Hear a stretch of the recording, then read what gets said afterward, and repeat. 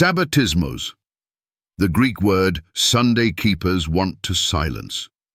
What if one ancient Greek word shatters every argument used to justify Sunday worship?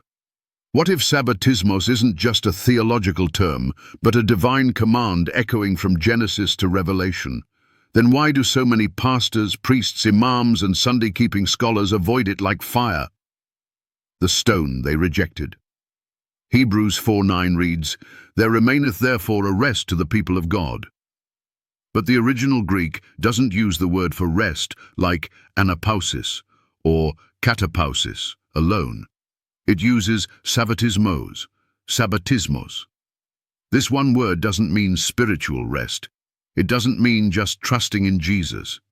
It means a keeping of the Sabbath, literal, continual, and sacred. Don't believe it? Let's go to the source, exposing the meaning. Thayer's Greek-English lexicon says Sabbatismos means a keeping of the Sabbath, the blessed rest from toils and troubles, to be enjoyed by the true worshippers of God. Liddell Scott Jones, the observance or celebration of the Sabbath, BDAG, the gold standard of New Testament Greek, Sabbath observance. Now here's the bombshell. This word is used only once in the entire New Testament. Why? Because it is surgical, precise, inescapable. It surgically removes all excuses. It pierces through every man-made tradition. The Hebrews 4 revelation.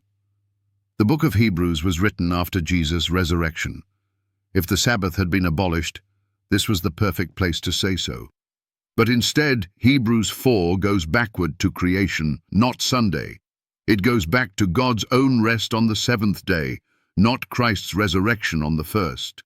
Hebrews 4:10 says, "For he that is entered into his rest, he also hath ceased from his own works, as God did from his."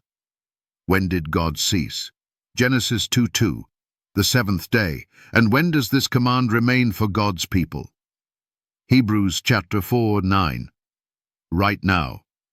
That's why the Greek says Sabbatismos, the keeping of Sabbath, the great cover-up.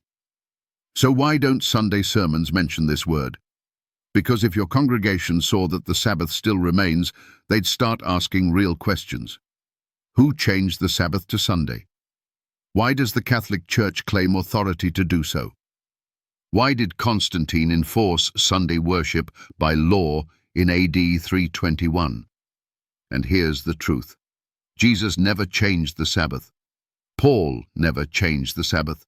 The apostles never changed the Sabbath. But pastors today, they dodge, twist, redefine. They spiritualize the Sabbath away while literally keeping Sunday traditions. Final challenge.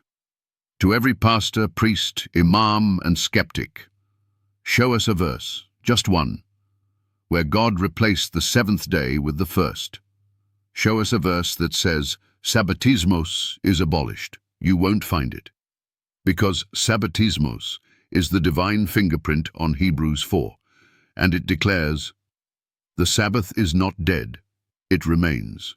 So we ask you, if God rested, Jesus rested, the apostles rested, who gave you the authority to do otherwise? You may silence your church, you may edit your sermons, but you cannot silence the word of God.